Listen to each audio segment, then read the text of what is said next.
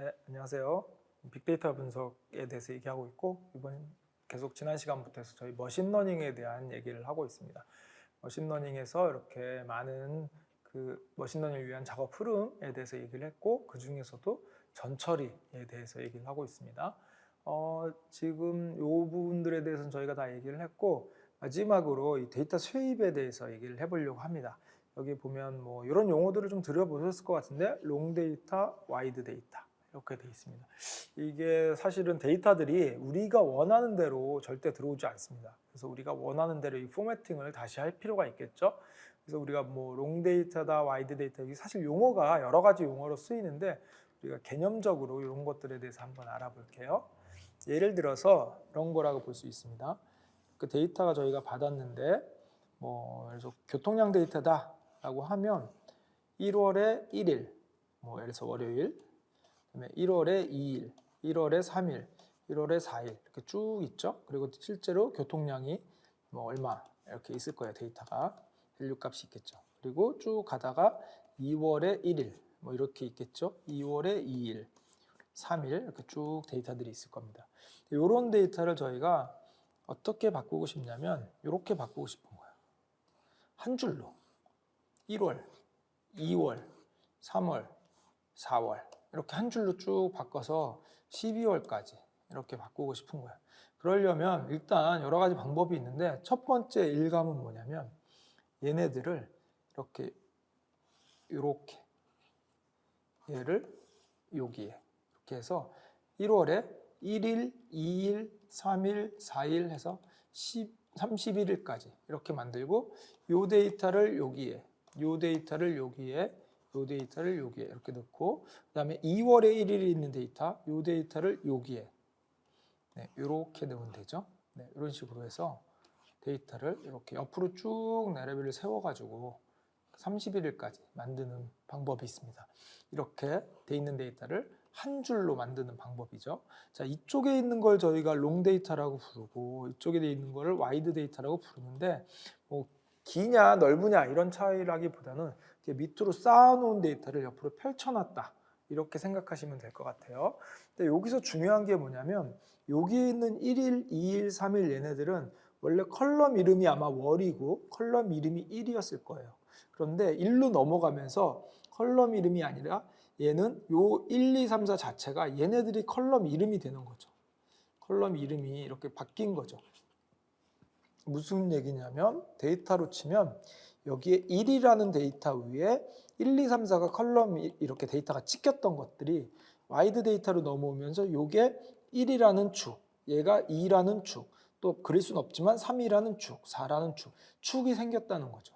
그래서 요 데이터들이 여기에 있던 것들이 이렇게 바뀌었다. 그래서 원래는 데이터였던 것들이 와이드 데이터로 넘어오면 축의 이름으로 바뀐다. 이게 굉장히 큰 특징이 되겠습니다. 또 하나 특징이라고 하면 뭐가 있냐면 여기에는 2월에는 28일 혹은 29일까지 데이터가 있죠. 2월 30일이라는 데이터는 아예 이 행 자체가 없어요. 근데 여기에는 틀이 이렇게 짜여져 있기 때문에 30일 여기 자리가 있을 수밖에 없습니다.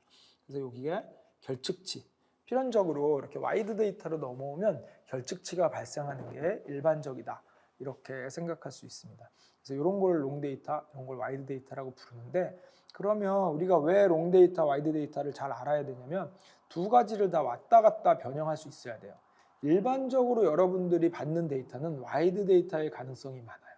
우리가 현업에서 데이터를 이렇게 뽑아보면 보통 와이드 데이터를 이렇게 뽑고 왜 이렇게 뽑냐면 사람은 이렇게 보기가 편합니다. 그래서 이렇게 와이드 데이터를 뽑는데 실제로 차트를 그리거나 데이터 분석을 할 때는 얘가 편합니다. 혹시 SQL을 좀 아시는 분들은 뽑을 때 1월 뽑을 때 where 1이라는 컬럼이 뭐인 거 다 나와. 그럼 얘만 쭉 뽑아주죠. 그래서 그리고 차트를 그릴 때도 1월과 2월을 같이 그리고 싶다. 이런 여러 가지 방법, 이런 분석을 할 때 롱 데이터가 다루기도 편하고 기계 입장에서 훨씬 더 좋은 편리한 데이터라고 볼 수 있어요. 반면에 사람이 볼 때는 얘가 조금 더 눈에 잘 들어오는 데이터입니다. 그래서 데이터를 이렇게 받는 경우가 많습니다. 그럼 우리가 분석을 하기 위해서 이렇게 바꿔야 되는 거고 또 나중에 분석을 하다가 나중에 디스플레이를 하기 위해서는 또 이렇게 바꿔야 됩니다. 그래서 데이터를 똑같은 데이터지만 이게 양식, 쉐입이 다른 거죠. 포맷을 이렇게 바꿨다 저렇게 바꿨다 이렇게 자유자재로 바꿀 수 있는 그런 상황이 되어야 됩니다. 자, 한 가지만 더 해볼게요. 똑같은 데이터가 만약에 이렇게 있을 때 1월에 1일, 1월에 2일 이렇게 쭉 있고 2월에 1일 이런 데이터가 쭉 있다고 해볼게요. 2일 이렇게 쭉. 한 줄로 만드는 방법이 한 가지가 더 있습니다. 한 줄로 만드는 방법이 1월, 2월, 3월 이렇게 쭉 해서 12월까지 하려고 해요. 그러면 여기에 요 양을 여러 줄인 것들을 한 줄로 만들려면 집계를 하면 돼요. 예를 들어서 합계. 그래서 얘네들을 합해서 여기다 넣고 2월 달 거 합해서 여기다 넣고 3월 달 거 합해서 여기다 넣고 이런 식으로 우리가 집계 처리를 할 수 있습니다. 우리 아까 위에서 본 건 집계는 없어요. 그냥 데이터가 그대로 이쪽으로 빠지는 거죠. 얘는 집계 처리를 해서 이런 식으로 바꿀 수도 있죠. 그래서 우리가 나중에 뭐 여러 가지 프로그램 랭귀지나 SQL 같은 데서 뭐 그룹 바이, 그룹핑, 엑셀의 피벗 이런 애들이죠. 다 이런 애들이 뭔가 이렇게 조건이 이 월이 같은 애들 모아서 집계해서 여기다 넣어줘. 물론 합계도 할 수 있고 평균도 낼 수 있고 뭐 여러 가지 집계 처리를 해서 여기다 이렇게 넣을 수 있습니다. 한 가지가 더 있죠. 이거에 조합이 있습니다. 이거에 조합이 있어요. 예를 들어서 1월에 1일, 1월에 2일 이렇게 쭉 있는데 3일 쭉 있는데 2월에 1일, 2월에 2일 이렇게 쭉 있는데 얘네들은 우리 요일도 있죠. 요일. 네. 요일로 보면 얘는 월요일, 화요일, 수요일 이렇게 될 거예요. 그 중에서 1월에 월요일이 하나가 아니죠. 월요일이 보통 4개 혹은 5개 뭐 이렇게 되죠. 그래서 이거를 2개를 조합해서 표현을 하면 1월 여전히 한 줄이에요. 여러 가지를 여전히 한 줄로 나타내고자 하는 의미입니다. 롱데이터, 와이데이터는 개념이 이렇게 밑으로 여러 줄 있는 거를 한 줄로 나타나겠다 이겁니다.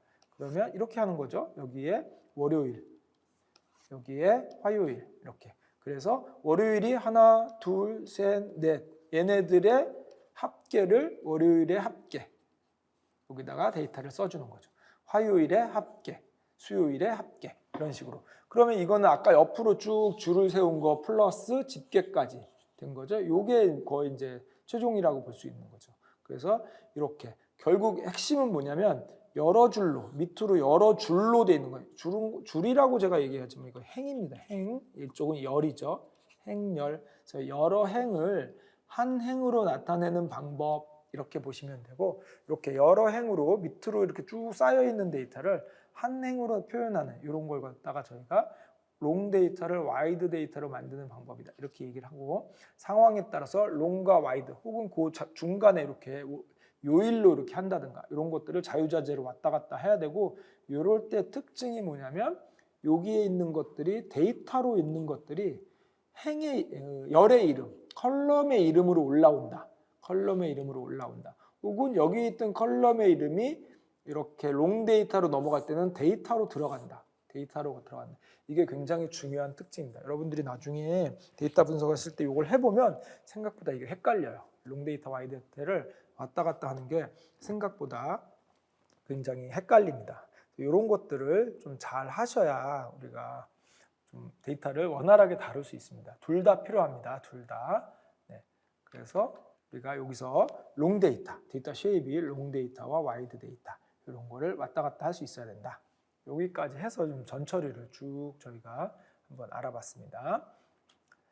그 다음에 얘기할 거는 머신러닝 우리가 전체적으로 하는 거에 좀 분류를 해보려고 그래요. 여기 보시면 지도학습, 비지도학습 이렇게 돼 있어요. 뭐 이거를 슈퍼바이드 러닝, 언슈퍼바이드 러닝 그런데 예전에 언슈퍼바이드 러닝을 뭐 다양한 걸로 해석을 했는데 지금 거의 뭐 비지도학습으로 얘기를 하고 있는 쪽으로 굳어진 것 같습니다. 지도학습, 비지도학습 이렇게. 그러면 지도학습과 비지도학습의 차이를 좀 볼까요? 우리가 여태까지 했던 거 예를 들어서 x1부터 x10까지 있고 y가 있는데 얘네들은 예를 들어서 y가 범주형이든 수치형이든 상관없습니다. 범주형일 수도 있고 수치형일 수도 있습니다. 이게 남자냐 여자냐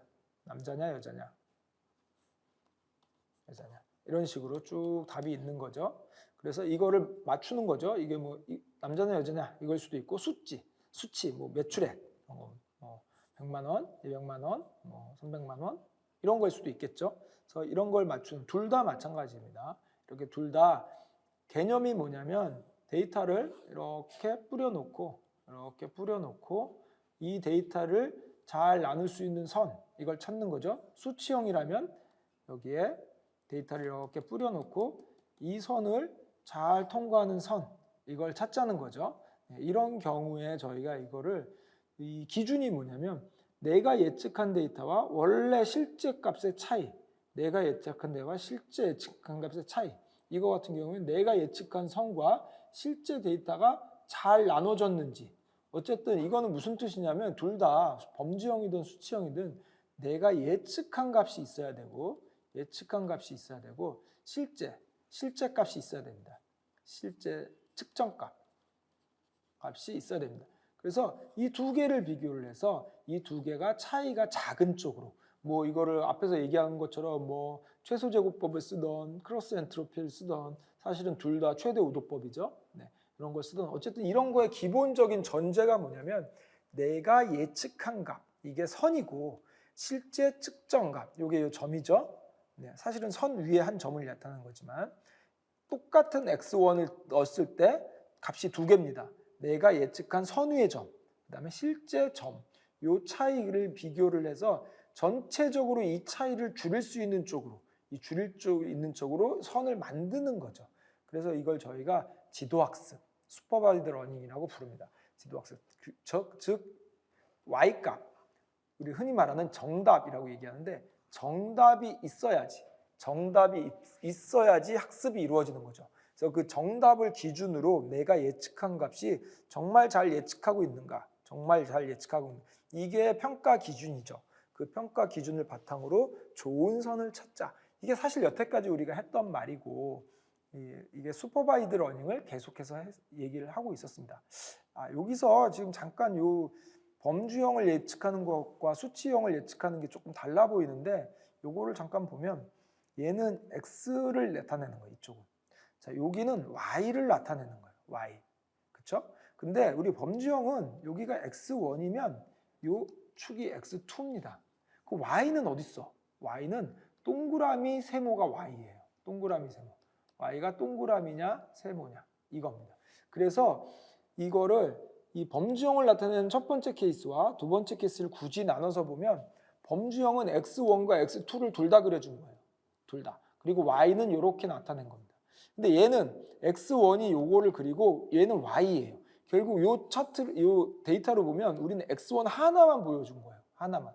그럼 왜 이렇게 보여주느냐? 얘는 x1, x2를 그려도 y를 동그라미 세모로 표현할 수 있기 때문에 가능한 한 하나 더 표현하려고 x1, x2 두 개를 표현한 거예요. 얘는 x1하고 x2를 표현하려고 했더니 y를 표현하려면 이렇게 칠판을 뚫고 나오는 선을 세워야 되잖아. 이렇게 그려야 되거든요. x1, x2, 얘가 y 이렇게 그려야 되니까 표현하기가 좀 그림 그리기가 너무 불편하잖아요. 그림기가 너무 불편해서 이렇게 그리는 겁니다. 그래서 우리가 똑같이 이렇게 그림을 그리고 선을 긋지만 얘는 x1과 y를 나타내는 선이에요. 그래서 x값들은 내가 입력값, y는 예측값 혹은 출력값 이렇게 되는 거고, 얘는 x1도 입력값, x2도 입력값입니다. 그래서 5,3 얘가 y값은 뭐야? 세모네 이렇게 되는 겁니다.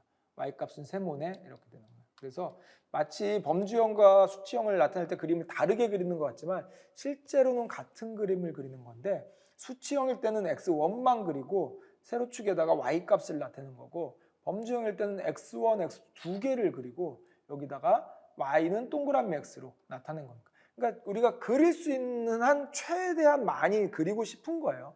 그러다 보니까 수치형은 이렇게 그리고 범주형은 이렇게 그리는 거죠. 사실 범주형도 이렇게 안 그리고 x1만 그리고 y를 그릴 수 있죠. y를 동그라미면 여기, 세모면 여기 1과 0. 그래서 점을 굳이 찍자면 여기 하나, 여기 하나, 여긴 동그라미, 여긴 세모, 여긴 동그라미, 여긴 세모 이렇게 그릴 수 있죠. 근데 이렇게 그릴 이유가 없죠. 이 동그라미 세모는 눈에 확 띄기 때문에 우리가 x1과 x2 두 개를 그려주는 거죠. 그래서 최대한 많은 축을 그리려고 하는 겁니다. 그런데 얘는 축 하나밖에 못 그리는 거예요. x1. 두 개를 그리는 순간 너무 그리기가 어려워서 이렇게 그려야 되니까 너무 어려워지는 거예요.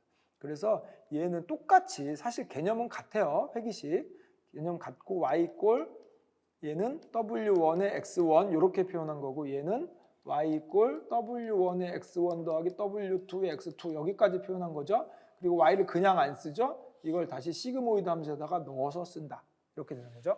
우리가 그림을 그릴 때는 범주형 그릴 때는 보통 x1, x2 이렇게 표현하고 수치형 예측할 때는 x1의 y 이렇게 표현합니다. 그래서 여기서도 똑같은 말이 성립하죠. 자, 축이 x, y가 있을 때 늘 잘 봐야 된다. x가 뭐고 y가 뭔지. 어떤 책에서는 이거 원투로 안 써주고 그냥 여기 x, y 이렇게 써줘요. 얘도 x, y 이렇게 써줘요. 근데 여기서 x는 입력값, 여기 y는 출력값이었죠. 근데 여기서는 x도 입력값, y도 출력값, y도 입력값이에요. 출력값은 동그라미 세모 이렇게 되는 거죠. 그래서 우리가 늘 노테이션을 x, y 이렇게 표현을 합니다. 가로축 x, 세로축 y. 그러지만 실제 걔가 의미하는 바가 뭔지를 우리가 명확히 봐야지 그림을 잘 이해할 수 있습니다. 어쨌든 이런 아이들을 저희가 전체적으로 슈퍼바이즈드 러닝, 지도학습이라고 얘기를 합니다. 알고리즘을 회귀 분석 알고리즘을 쓰던 아니면 뭐 트리 알고리즘을 쓰던 다 마찬가지예요. 우리가 예측하려는 값이 있고 그다음에 그 실제 값이 있어서 그 차이가 얼마나 나는지 그거를 비교해서 평가를 해서 좋은 알고리즘을 좋은 모델을 만드는 그런 쪽으로 진행을 한다. 이렇게 생각하면 되겠습니다. 자, 반면에 언스퍼바이드 러닝은 비지도 학습은 데이터가 어떻게 들어오는 거냐면 이렇게 있으면 x1, x2, x3, x4 예를 들어서 이렇게 있고 x10까지 이렇게 있어요. 그리고 y가 없습니다. y가 없어요. 그럼 데이터를 뿌리면 어떻게 되는 거냐면 이렇게 x1과 x2, 2까지만 그릴게요. 둘 다 입력값입니다. 출력값이 없어요. 얘는 그리는 거예요. 그리고 동그라미 세모가 아니라 그냥 뿌려보는 거예요. 데이터를. 그러니까 똑같이 그냥 뭐 동그라미 세모 없습니다. 그냥 데이터예요. 둘 다. 데이터들이 만약에 뿌려봤더니 이렇게 돼 있어요. 만약에 데이터들이 이런 식으로 많이 분포가 돼 있다. 이렇게. 동그라미 세모 없고 이렇게 돼 있다고 해볼게요. 이렇게. 자, 그러면 우리가 어떻게 하는 거냐면 정답 값은 없어요. 어떤 게 동그라미인지 어떤 게 세모인지는 없어요. 근데 이렇게 보니까 우리가 눈으로 봐도 이렇게 하나의 그룹, 이렇게 하나의 그룹, 이게 1번 A 그룹, 이게 B 그룹 이렇게 나눌 수 있을 것 같잖아요. 그렇죠? 이런 식으로 Y 값이 없는 상태에서 우리가 인위적으로 그룹핑을 이렇게 해보는 거예요. 이런 걸 저희가 클러스터링이라고 부르고 군집 분석 이렇게 부르고 이거는 Y 값을 가지고 하는 게 아니라 그냥 데이터가 분포되어 있는 거에 따라서 이렇게 나눠보는 거예요. 그럼 우리가 데이터가 이상적으로는 이렇게 그려져 있지만 실제로는 이렇게 안 돼 있죠. 그냥 뭐 이렇게 대충 섞여 있겠죠. 그럼 우리가 만약에 이걸 두 그룹으로 나눈다. 그럼 이렇게 나눠보는 거고 뭐 세 그룹으로 나눈다. 세 그룹으로 나눈다. 그럼 이렇게 나누는 거고 네 그룹으로 나눈다. 그럼 뭐 이렇게 나누는 거고 데이터의 분포에 따라서 우리가 적당히 그룹을 나누는 겁니다. 그래서 이거를 군집 분석 이렇게 얘기합니다. 그래서 클러스터링, 군집 이렇게 얘기합니다. 언스퍼바이드 비지도 학습의 대표적인 알고리즘이 군집 분석입니다. 이거 말고도 뭐 차원 축소 뭐 여러 가지가 있는데 가장 대표적인 알고리즘이 군집 분석입니다. 얘는 이런 식으로 하는 거예요. 클러스터링, 군집을 나누는.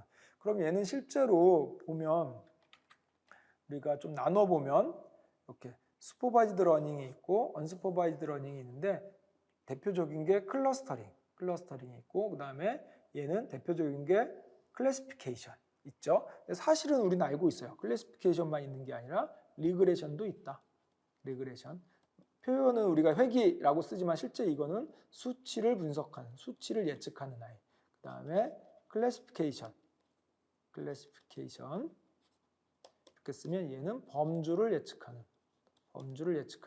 이런 알고리즘 이렇게 나눌 수 있는 거죠. 그래서 지도학습과 비지도학습이 있는데 지도학습에는 리그레션, 그 다음에 클래시피케이션, 수치를 예측하는 것과 범주를 예측하는 것 이렇게 있고 비지도학습에는 클러스터링, 얘가 대표적인 알고리즘이고 정답값이 없는 상태에서 뭔가 머신러닝에서 뭔가를 한다. 그럼 전부 다 우리가 비지도학습의 영역이다. 이렇게 표현할 수 있습니다. 뭐 이걸 그럼 어떤 알고리즘이 지도야 비지도야 이걸 정확히 나누는 게 중요하지는 않습니다. 그냥 이런 식으로 크게 방법이 이렇게 있다라고 얘기를 하고, 우리가 레이블이라는 용어를 많이 씁니다. 레이블이 우리가 얘기하는 y-값이에요. 네, y-값, 레이블링 이런 얘기를 합니다. 그래서 우리가 데이터를 이렇게 받으면, 그래서 현업에서 실제 데이터를 받았어요. 그러면 실제 y-값이 없는 경우가 대부분입니다. y-값이 없는 경우가 더 일반적이에요. 그래서 이 y-값을 우리가 이렇게 보시면 돼요. 지도학습과 비지도학습 중에서 어떤 게 좀 잘 되냐? 당연히 비지도학습이 훨씬 잘 됩니다. 정확도도 높고 알고리즘도 명확하고 훨씬 잘 맞춰요. 그런데 우리가 그럼 지도학습으로 다 하면 되지 않느냐라고 하는데, 그럴 수 없는 이유가 뭐냐면, 일반적으로 우리가 현실 세계에서 그 수집할 수 있는 데이터는 일반적으로 y-값, 레이블이 거의 없는 경우가 많아요. 없는 경우. 예를 들어서 뭐 사진에서 뭐 이 사람을 맞추겠다 그러면, 이게 개인지 고양인지 맞추겠다 그러면, 그런 경우야 뭐 우리가 레이블링을 다 해놔서 그렇지만 이게 개인지 고양인지 나와 있지도 않고, 만약에 자율주행을 학습을 하겠다 그러면 이게 멈춰야 되는지 가야 되는지 이게 정답이 다 있지 않습니다. 현재 우리가 뭐 텍스트를 분석을 하려고 텍스트를 많이 뽑았어. 그럼 뭐 감정 분석을 한다. 그러면 이 문장이 긍정인지 부정인지 이걸 다 레이블링이 돼 있어야지, 값이 정답이 있어야지 우리가 학습을 할 수 있는데, 그렇지 않습니다. 그렇지 않아서 실제로 우리가 지도학습이 훨씬 더 잘하고 알고리즘도 명확하지만, 현실적인 데이터를 봤을 때 정답이 있는, 레이블이 있는 경우가 굉장히 많지 않고 드뭅니다. 그러다 보니 이 비지도학습 영역을 훨씬 우리가 이제 발전시키려는 노력들이 굉장히 많고, 이게 잘 돼야 실제 현업의 문제들을 조금 더 잘 해결할 수 있는 그런 상황이라고 보기 때문에 비지도학습을 우리가 많이 연구를 하고 있는 그런 상황이에요. 이미지나 텍스트 이런 쪽으로 우리가 비지도학습을 어떻게 이용해서 정답이 없는 상태에서 어떻게 잘 할 수 있을까, 이런 것들을 많이 우리가 연구를 하고 있고, 그래서 준지도학습이라는 말까지 생겼어요. 원래 레이블이 없는 거를, 정석은 뭐냐면 사람이 여기다 답을 다 달아야 돼요. 예를 들어서 뭐 텍스트 분석이다 그러면은, 뭐 댓글 분석이다 그러면 댓글이 이렇게 쭉 있어요. 뭐 네이버 영화평 이런 거 있죠. 쭉 있으면 얘는 긍정, 얘는 얘는 부정, 얘는 긍정, 이렇게 정답을 쭉 다 달아줘야 돼요. 그래야 이걸 가지고 학습도 시키고 평가도 하는 거죠. 저희가 이거를 레이블링이라고 보통 얘기합니다. 레이블링, 정답을 달아주는 거. 그래서 이 레이블링을 사실은 다 해줘야지 우리가 지도학습 알고리즘을 쓸 수가 있습니다. 근데 이거 우리가 머신러닝 한다는 게 기계한테 맡기려고 하는 건데, 일일이 사람이 이거 다 레이블링을 해준다는 게 오히려 좀 더 이상하죠. 오히려 사람이 손이 더 가는 거죠. 그래서 어쨌든 레이블링을 해줘야 되는데, 그럼 어떻게 하면 이 레이블링을 안 하고, 어떻게 하면 안 하고 기계가 이 레이블링을 좀 할 수 있게 할 수 없을까? 이런 것도 나오죠. 그래서 준지도학습이라 그래서 원래 레이블이 없는데 어떤 알고리즘을 통해서 조금 잘 쓰게 한 다음에 그걸 지도학습에 넣을까? 왜? 지도학습이 잘하니까. 그래서 레이블링을 조금 어떻게 기계가 할 수 있지 않을까? 뭐 이런 얘기. 그래서 요즘에 머신러닝이나 뭐 이런 거에 관련된 회사를 보면 이렇게 레이블링을 해주는 회사도 굉장히 많아요. 처음엔 초기에는 당연히 사람이 다 노가다해서 달았죠. 근데 이걸 좀 자동화 시켜가지고 기계가 좀 하고 사람이 좀 손을 본다든가 이런 식으로 해서 데이터들을 레이블링을 해주는 회사들이 굉장히 많습니다. 당연히 이게 결국에는 우리가 뭐 머신러닝 알고리즘 막 이런 얘기를 하더라도 결국엔 데이터가 중요하다. 양질의 데이터를 많이 확보하고 있는 게 중요하다. 이런 결론이 나오는 거죠. 그래서 요즘은 뭐 오픈소스의 시대라서 알고리즘이나 이런 거는 다 나오자마자 다 공개가 돼요. 그래서 다 알고 있습니다. 그래서 컴퓨팅 파워가 있느냐의 문제인데, 뭐 웬만한 기업들은 또 돈 들여서 사면 되니까 다 있습니다. 그래서 결국에 승부는 어디서 나냐면, 누가 양질의 데이터를 많이 갖고 있느냐, 여기서 승부가 나는 거죠. 왜냐하면 알고리즘이나 이런 것들은 다 공개가 돼 있기 때문에. 그래서 좀 다시 해서 한번 정리를 하면, 우리 머신러닝 알고리즘에는 지도학습과 비지도학습이 있는데, 지도학습은 잘합니다. 비지도학습에 비해서 간편하고 잘합니다. 그런데 약점이 뭐냐면 정답이 있어야 된다. 근데 현실의 데이터는 대부분 정답이 있는 걸 구하기 쉽지 않다. 그래서 사람들이 이렇게 답을 달아준다. 답을 달아준다. 그래서 이런 회사도 많이 생겼고 기계가 답을 달아주는 알고리즘들도 생겼다. 그래서 근데 그렇게 할 수 없는 경우에 우리가 비지도 학습을 해야 되는데 비지도 학습이 잘 되면 제일 좋죠. 근데 일반적으로 비지도 학습이 지도 학습에 비해서 그렇게 성능이 좋지 않죠. 그래서 요즘에는 이제 비지도 학습을 기준으로 연구들을 많이 하고 있죠. 왜냐하면 얘가 실제로 잘 돼야지 우리가 현실에서 많은 것들을 반영을 하고 그렇게 할 수 있기 때문에 뭐 예를 들어서 자율주행이라든가 텍스트 분석이라든가 이미지 분석이라든가 이런 것들은 우리가 비지도 학습 쪽으로 많이 연구를 많이 하고 있죠. 네. 그래서 어쨌든 지도 학습과 비지도 학습 레이블이 있느냐? 우리가 레이블, Y값, 정답 다 같은 말이죠. 네. X쪽은 X값들, 뭐 그다음에 피처, 독립변수 다 같은 말이었던 것처럼 네. 그래서 이게 있느냐 없느냐. 그래서 지도학습 중에서는 수치를 Y값, 레이블이 수치이면 수치를 맞추는 게임, 리그레션이라는 알고리즘이 있고 그다음에 범주를 맞추는 게임, 클래시피케이션으로 이렇게 분류할 수 있다. 그다음에 이 언슈퍼바이즈드 러닝에서는 대표적인 게 클러스터링. 근데 이제 우리 딥러닝 쪽에서는 이거 말고도 굉장히 많은 것들이 나오고 있죠. 네. 그래서 지도학습과 비지도학습을 이렇게 나눠봤습니다. 뭐 알고리즘들을 이렇게 보시면 여러 가지가 있어요. 네, 이런 것들을 이렇게 차차 이렇게 보면 되고, 그래서 이게 아까 말씀드린 이 내용이죠. 머신러닝은 슈퍼바이즈드 러닝과 언슈퍼바이즈드 러닝이 있는데 이렇게 클래시피케이션, 범주를 맞추는 거, Y값이 뭐냐에 따라 달라지는 거죠. 그 다음에 수치를 맞추는 거, 그 다음에 클러스터링, 나누는 거, 그 다음에 디멘전 리덕션이라서 차원 축소, 뭐 이런 것도 비지도 학습의 하나로 이렇게 분류를 하자면 이렇게 들어간다. 네. 우리 클래시피케이션과 리그레션의 알고리즘은 뒤에서 조금 더 자세히 보고 우리 여기서 클러스터링 알고리즘만 일단 좀 간단하게 보고 갈까요? 네. 클러스터링 알고리즘이 방법론이 여러 가지가 있는데 일단 간단하게 보면 이런 식으로 하는 거예요. 축이 두 개만 있다고 했을 때 X1과 X2 두 개만 있다고 했을 때 데이터들이 이렇게 만약에 분포되어 있어요. 그러면 여러 가지 알고리즘이 있는데 그 중에서 우리가 가장 기본적으로 많이 쓰는 게 뭐 K-민즈 이렇게 이런 걸 많이 쓰는데 알고리즘 쓰는데 얘의 특징은 뭐냐면 처음에 내가 나누려는 그룹의 수를 정해줍니다. 예를 들어서 제가 그룹의 수를 이게 약점이자 특징이자 약점이기도 한데 왜냐하면 데이터가 몇 그룹으로 나눠지는 게 좋은지 잘 모르기 때문에 만약에 이거를 3이라고 줬다. 그러면 중심점을 아무데나 잡습니다. 그냥 랜덤하게 팍 뿌리는 거예요. 물론 이 중심점을 잡는 방법도 연구가 많이 됐지만 일단 기본 알고리즘을 랜덤하게 팍 뿌려요. 그러면 그래서 1번 중심축을 여기 근데 이렇게 골고루 안 잡히죠? 아무데나 뿌렸기 때문에 실제로 2번이 여기 있고 3번 중심축이 여기 있을 수 있어요. 이렇게 됩니다. 그러면 이거하고 가장 가까운 걸로 그룹핑을 해줘. 예를 들어서 얘는 1번하고 가깝고 얘는 1번하고 가까우니까 이렇게 1번 그룹이 될 거고 그 다음에 2번하고 가까운 애들은 여기까지 다 2번 그룹이 되겠죠? 이쪽은 다 3번 그룹이 이렇게 될 거예요. 자, 이렇게 먼저 그룹핑을 한 다음에 자, 그럼 1번 그룹, 2번 그룹, 3번 그룹으로 나눠졌어요. 그 다음에 뭘 하냐면 이 그룹 멤버들을 기준으로 중심점을 여기서 일로 옮겨요. 그래서 이제는 여기가 중심점이 되는 거죠. 얘는 없어지고 그럼 얘도 여기가 중심점이 되겠죠? 얘 없어지고 그다음에 얘도 1번이 여기가 중심점이 되겠죠? 얘 없어지고 이렇게 중심점을 새로 잡은 다음에 그룹을 다 해체. 중심점만 잡고. 그다음에 여기를 중심으로 그룹핑을 다시 하는 거예요.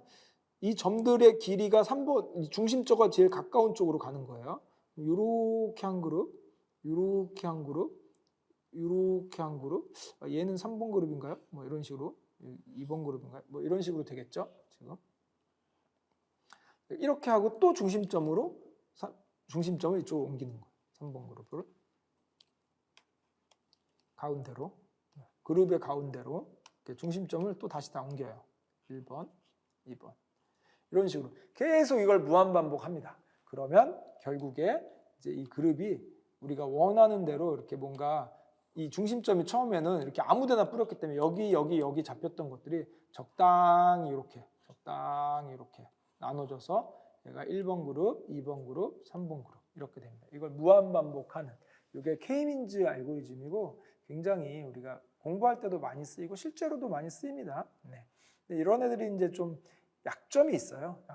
예를 들어서 데이터들이 만약에 이런 식으로 만약에 이렇게 뭐 극단적으로 태극 모양으로 막 이렇게 데이터들이 이렇게 분류되어 있고 이렇게 분류되어 있다.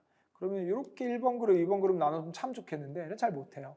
잘 못하고 얘는 이렇게 아마 이런 식으로 나누게 될 거예요. 그래서 우리가 이렇게 거리를 기반으로 하는 아이들, 그다음에 뭐 밀도를 기반으로 하는 아이들, 이렇게 알고리즘들이 여러 개가 있습니다.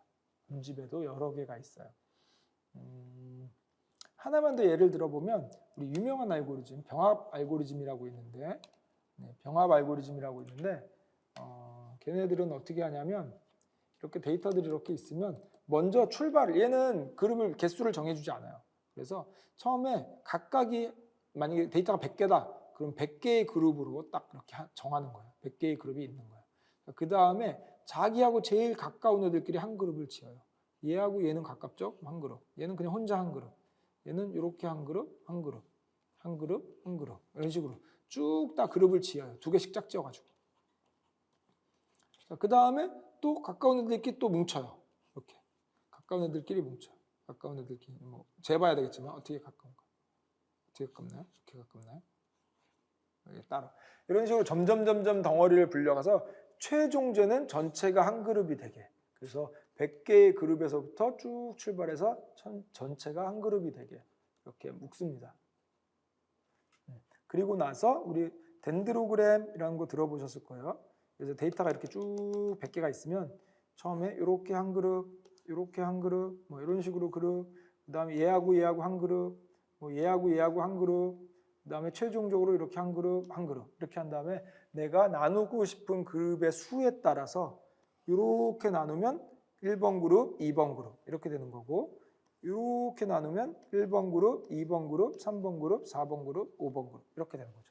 그래서 우리가 원하는 대로 그룹의 수를 나눠서 쓴다 이렇게 볼 수 있고, 여기서 또 중요한 점은 뭐냐면 그러면 가까운 거를 어떻게 볼 거냐. 예를 들어서 이 점은 이 그룹과 가깝다고 봐야 되냐, 이 그룹과 가깝다고 봐야 되냐 라고 했을 때 그 알고리즘이 또 여러 개가 나눠집니다.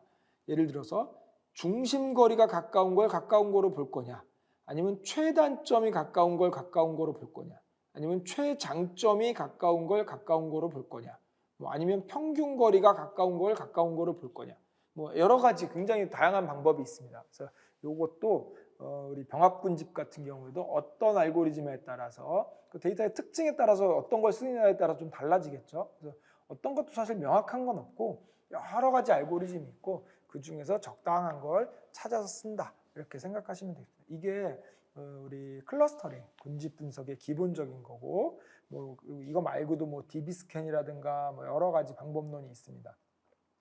근데 우리가 주의해야 될 점은 이런 걸 주의해야 돼요.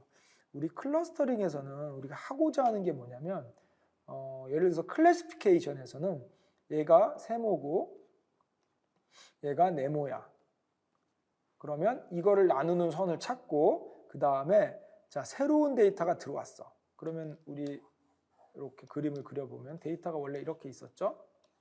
그래서 x1, x2 뭐 이렇게 있어요. y 값이 있어서 얘는 동그라미, 네모, 세모 이렇게 있었어. 이런 걸로 쭉 학습을 한 다음에 자 새로운 데이터가 들어왔어. 근데 너 x가 몇이야? 나 1.0인데 x2는 2.0이야. 자 그러면 너는 네모구나 이렇게 예측을 하는 거죠. 예측을 해서 사용을 하는 거예요. 그래서 새로운 데이터가 또 들어오면 넌 세모구나 이렇게 예측을 하는 거예요. 예를 들어서 너는 남자구나, 너는 여자구나 이렇게 우리가 예측하는 시스템을 이걸로 만든 다음에 어떤 데이터에 대해서 예측을 하는 거예요. 근데 가끔 보면 우리가 이 클러스터링을 할 때 그런 식으로 우리가 쓰는 경우가 있어요. 근데 이거는 잘못된 경우예요. 이거는 사실 잘 모르고 쓰는 거예요. 이거를 이렇게 예측을 예를 들어서 한 그룹, 두 그룹, 세 그룹, 너는 A 그룹, 너는 B 그룹, 너는 C 그룹 이렇게 예측해 놓고 새로운 데이터가 딱 들어오면 너는 여기에 들어왔으니까 A 그룹이구나 이렇게 하는데 이건 안 되는 거예요. 우리 클러스터링은 뭔가를 예측하는 모델을 만들고 새로운 데이터가 들어왔을 때 너는 무슨 그룹이니 이런 거 하는 게 아니에요. 클러스터링은 그냥 있는 데이터를 우리가 분류를 해보자는 거예요.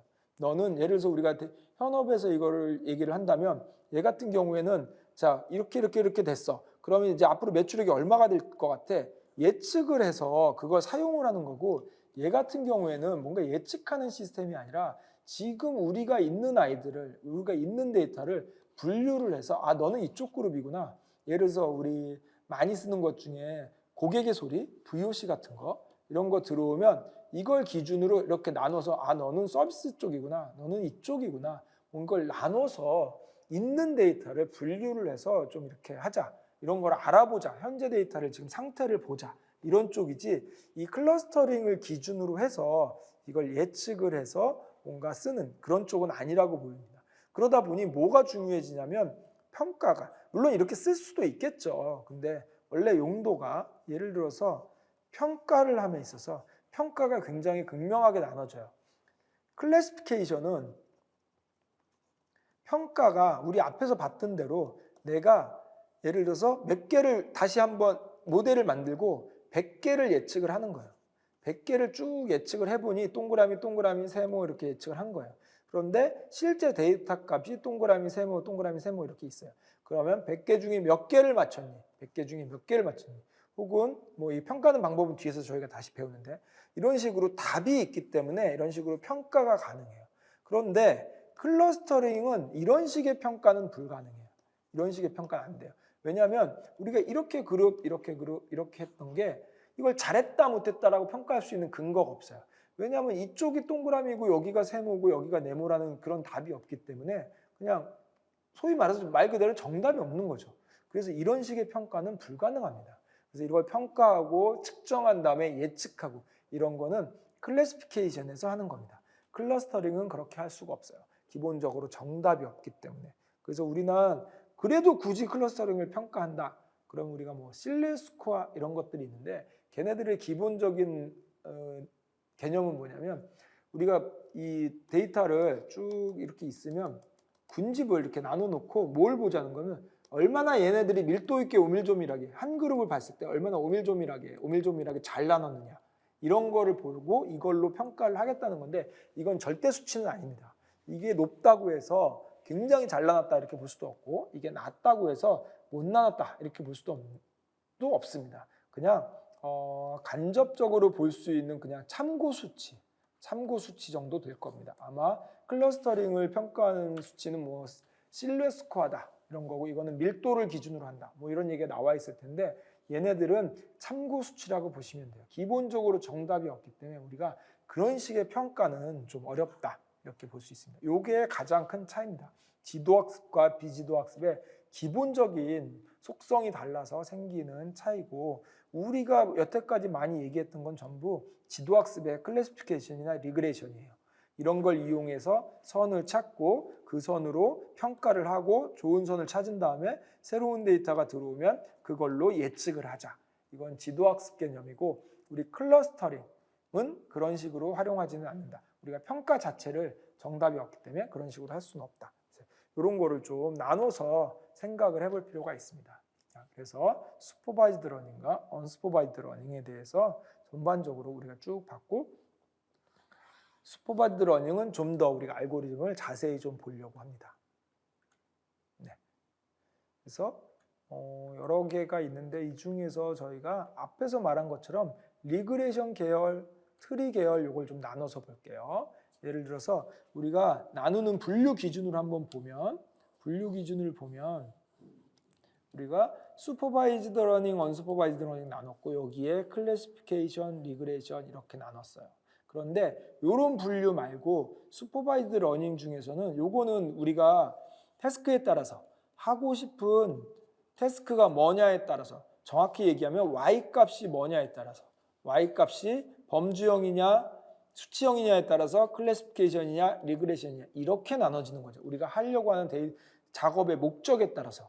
근데 작업의 목적 말고 요거를 알고리즘에 따라서 나눌 수도 있습니다. 알고리즘에 따라서. 둘 다 가능해요. 클래시피케이션 가능하고 리그레이션 가능한데, 알고리즘에 따라서 두 가지 크게 계열로 나눕니다.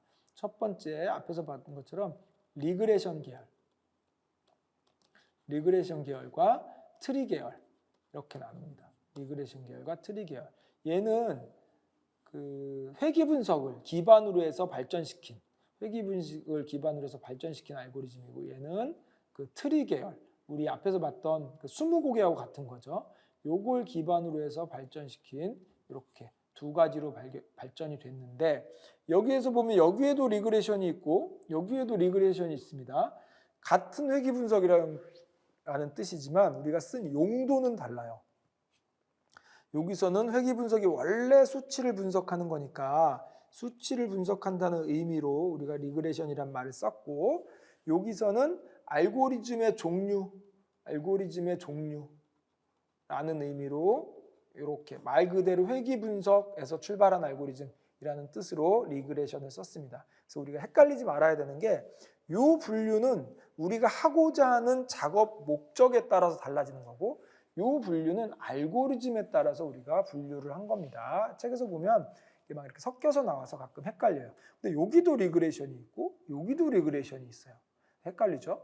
네. 근데 요거는 우리가 원래 리그레션이 수치를 분석하면서 출발한 거야. 그러니까 이거 리그레션이라고 부르자. 이렇게 하는 거고 여기는 알고리즘이 원래 리그레션은 알고리즘이야. 그래서 이렇게 부르는 겁니다. 그래서 여기서 쓴 용어와 여기서 쓴 용어가 다른 의미로 쓰였다. 이렇게 보시면 되겠습니다. 그 중에서 저희는 지금 여기까지는 했고 저희가 여태까지 지금 이제는 알고리즘, 리그레션과 트리 계열 알고리즘을 조금 더 자세히 좀 살펴보려고 합니다. 알고리즘을 조금 더 자세히 살펴보려고 해요. 두 가지가 우리 머신러닝에서는 굉장히 중요한 역할을 하고 있어요. 미리 좀 말씀드리면 여기서 발전한 애들 중에 제일 유명한 애는 서포트 벡터 머신이라는 애가 제일 유명하고요. 트리 계열에서 발전하는 알고리즘은 랜덤 포레스트라는 애가 제일 유명합니다. 근데 이것도 살짝 옛날 얘기가 됐네요. 우리 랜덤 포레스트 이후에도 또 좋은 알고리즘이 많이 나와서 어쨌든 예전에는 이랬습니다. 그리고 이거는 머신러닝 관련된 얘기고 조금 더 얘기를 해보면 딥러닝 관련된 우리 알고리즘들도 있죠. 그래서 딥러닝 알고리즘이 요즘에 뭐 거의 세상을 평정화하고 있죠. 근데 딥러닝 알고리즘이 나오기 전에 이 서포트 벡터 머신하고 랜덤 포레스트가 거의 다 평정했다 이렇게 보시면 돼요. 굉장히 잘 맞는 알고리즘들이었어요. 그 계산량도 적고 그러면 얘네들이 나왔으니까 딥러닝 알고리즘이 나왔으니까 얘네들은 다 필요 없냐? 그렇진 않습니다. 일단 딥러닝 알고리즘 계산량이 너무 많아요. 계산량이 너무 많아서 시간도 많이 걸리고 좋은 장비도 많이 써야 되고 그런 약점들이 좀 있습니다. 그리고 또 어떤 태스크에 따라서는 딥러닝이랑 무조건 잘 맞지는 않아요. 얘가 잘하는 분야가 따로 있습니다. 그래서 여전히 이 머신러닝 알고리즘의 이런 다른 알고리즘들도 충분히 사용 가치가 있고 딥러닝 알고리즘은 또 딥러닝대로 사용 가치가 있다는 거죠. 딥러닝이 세상을 이렇게 막 떠들썩하게 한 거는 우리가 여태까지 잘 못했던 것들을 새롭게 하기 때문에 그런 거지 여전히 얘네들도 가치가 있습니다. 흔히 우리가 뭐 그런 얘기 하죠. 닭 잡는데 소 잡는 칼 쓸 필요 없다.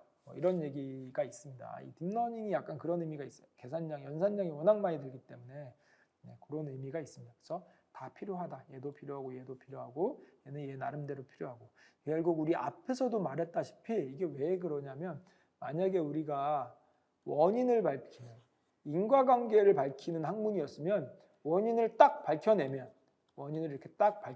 여러 가지가 필요 없어요. 여러 가지가 필요 없고 이 하나로 게임 끝입니다. 원인을 찾았기 때문에 모든 세상의 법칙은 이걸로 다 풀어낼 수가 있어요.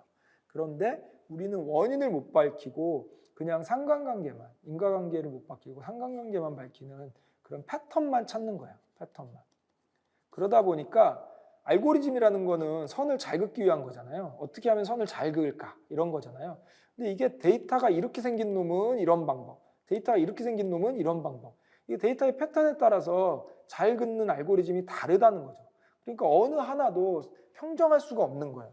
왜냐하면 원인을 밝히는 게 아니라 그냥 관계만 밝히고 그 중에서 패턴을 찾는 거기 때문에 데이터의 분포에 따라서 어쩔 때는 이게 좋고 어쩔 때는 저게 좋고 어쩔 때는 이게 좋고 이게 어떻게 보면 태생적으로 이럴 수밖에 없습니다. 태생적으로. 왜? 원인을 밝히는 학문이 아니기 때문에. 원인을 밝히는 학문이었다면 우리 자연과학이나 이런 데서는 한번 딱 법칙 밝히면 게임 끝입니다. 그걸로 모든 걸 다 설명할 수 있어야지 그게 제대로 된 법칙이에요. 원인을 밝히는 거기 때문에. 그런데 우리 머신러닝에서의 알고리즘들은 꼭 그러지는 않아요. 이러이러한 데이터에서 이런 알고리즘을 적용해 보니까 잘 맞더라. 근데 이런 데이터에서는 이런 알고리즘을 적용해 보니까 잘 맞더라. 그래서 알고리즘이 여러 개가 존재할 수밖에 없는 거예요. 하나로 모든 걸 다 평정할 수는 없습니다. 만병통치약이 없다는 얘기죠. 네, 그래서 우리가 여러 가지 알고리즘들이 존재한다. 그래서 그럼 우리 데이터는 어떤 걸 쓰면 좋아? 물론 경험적으로 이런 데이터는 이런 게 좋아요. 이런 걸 알고는 있지만 실제로 어떻게 해야 되냐면 해보고 결과를 봐야 돼요. 실제 돌려보고 좋은 결과를 나온 거를 우리가 채택합니다.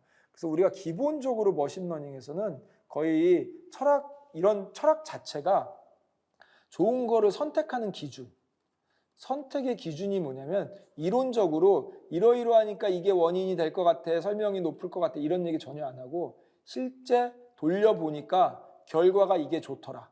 평가를 해보니까 100개 던졌는데 얘는 90개 맞췄고 얘는 80개밖에 못 맞췄다. 그러면 얘가 좋아. 이거 써. 이렇게 되는 거죠. 그래서 머신러닝은 굉장히 심플합니다. 선택 기준이 실제 돌려보고 좋은 놈 선택. 우리 하이퍼 파라미터 설정할 때도 마찬가지였어요. 하이퍼 파라미터를 0.1을 주는 게 좋아, 0.1을 주는 게 좋아. 둘 다 넣어보라는 거죠. 둘 다 넣어보고 결과 보고 좋은 놈을 선택하자. 이렇게 가는 거예요. 머신러닝에서 기본적인 철학이 이렇습니다. 네. 그래서 이렇게 여러 가지 알고리즘들이 있는 중에서 저희는 이 리그레션 계열의 대표적인 알고리즘과 원리, 그 다음에 트리 계열의 대표적인 알고리즘과 원리, 요거를 좀 살펴보려고 합니다. 네. 다음 시간에 좀 살펴보도록 할게요. 이번 시간은 머신러닝의 분류까지만 저희가 얘기를 하고 다음 시간에 이 알고리즘을 조금 더 디테일하게 살펴보도록 하겠습니다. 네, 감사합니다.